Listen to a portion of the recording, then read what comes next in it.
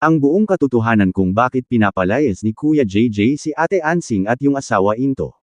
At Kuya JJ sinabing pinagplanuhan pala talaga si Ansing ng kanyang asawa ano kaya ibig sabihin ni Kuya JJ mga kababayan. At yan ang ating malalaman sa video na ito. Pero syempre bago natin umpisahan ito mga kababayan gusto ko lang sabihin na palagi natin suportahan si Daddy Frankie sa kanyang mga charity works. At syempre bilang content creator malaking tulong na sa akin na tapusin mo ang maiksi nating video salamat. Diretsahan ang sinabi ni Kuya JJ sa harap mismo ni Daddy Frankie na totoo talagang pinapalayas niya si Ansing at ang asawa. Pero may dahilan pala talaga si Kuya JJ at valid talaga ang katwiran niya para palayasin sila Ansing mga kababayan. Ayon nga kay Kuya JJ hindi niya nagugustuhan yung ginagawa ng mag-asawa na palaging nag-aaway. Sabi pa ni Kuya JJ minsan niyang nakitang suntukin si Ansing ng kanyang asawa at doon ani Kuya JJ muntik na silang magpang-abot ng asawa ni Ansing dahil hindi matanggap ni Kuya JJ na sinasaktan ang kanyang kapatid. Ang totoo niyan kahit ganun lagi silang magkaaway ni Ate Ansing ani Kuya JJ mahal niya ang kanyang kapatid at hindi niya kayang makita na sinasaktan ito ng kanyang asawa. Kung baga mga kaibigan concern siya kay Ate Ansing at handa niyang ipaglaban si Ansing sa asawa nito kung kinakailangan. Samantala hindi naman naniniwala si Ansing na concern sa kanya si Kuya JJ dahil pinagpipilitan niya sa harap ni Daddy Frankie na gustong kamkamin ni Kuya JJ yung bahay niya kaya pinapalayas sila.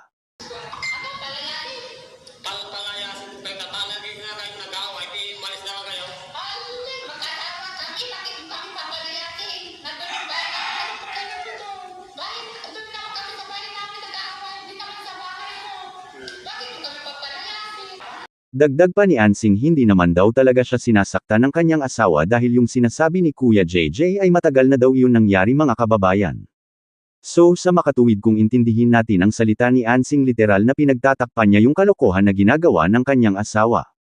Ayon pa kay Ate Ansing wala naman dapat at hindi naman dapat aniya na makialam si Kuya JJ sa personal na away nilang mag-asawa mga kababayan.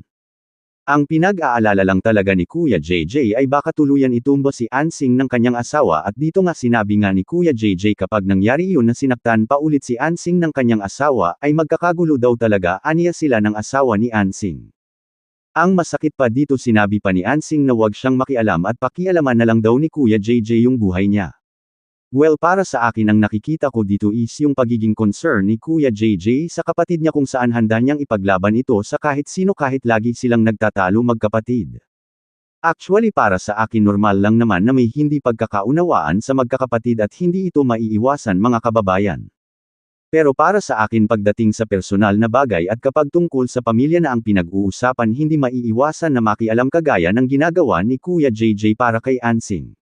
Sa tingin ko rin hindi nakikita ni Ansing yung good side na ginagawa ni Kuya JJ para sa kanya dahil nabubulagan siya sa kanyang katwiran at paniniwala na gusto silang palayasin ni Kuya JJ para masolo yung bahay niya at yung iba pang lupain which is hindi naman siguro ito totoo.